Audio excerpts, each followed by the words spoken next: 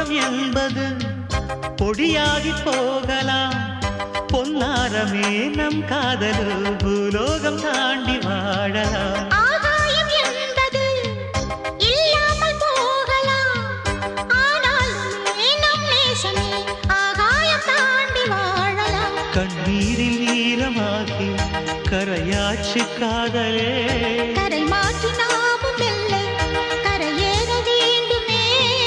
நாளை வரும் காலம் நம்மை கொண்டாடுமே.